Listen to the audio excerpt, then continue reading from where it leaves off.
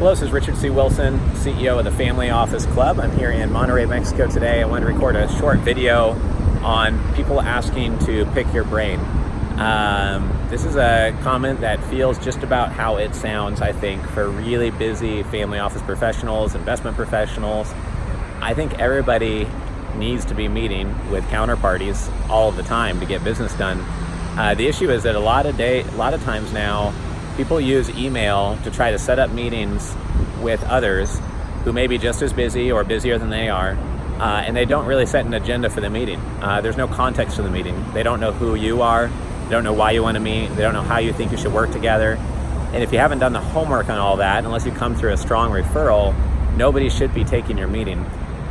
So one thing I've learned, if you're somebody out there asking others for meetings consistently, is to have an agenda, do your homework, and propose the idea in 1 to 3 sentences of exactly why you'd want to meet and how you could work together, so somebody can quickly assess whether they should be taking that meeting. Otherwise, you're wasting the time of both parties if that idea is not relevant to what they want to get done. Also, if you're someone who is constantly being asked for your time, or running a family office and people are always trying to pitch you things, make it a rule to always ask for an agenda before you meet with somebody, and to ask for a one-pager, a pitch deck, and all the materials that they have on their deal before you meet, because 90% of the time you don't need to meet, or they can meet someone else on your team, or you can refer them to someone else who's a good prospect for them and be helpful without wasting your own time.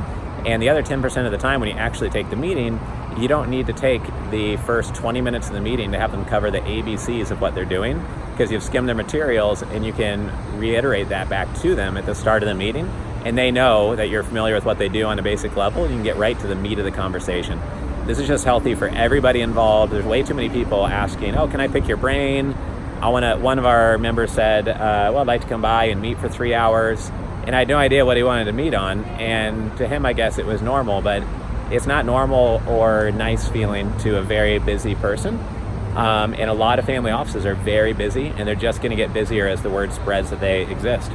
So I hope this is helpful, whether you're on the side asking for meetings or taking them too often. This is Richard Wilson with the Family Office Club, and I'll see you at one of our events soon. Take care.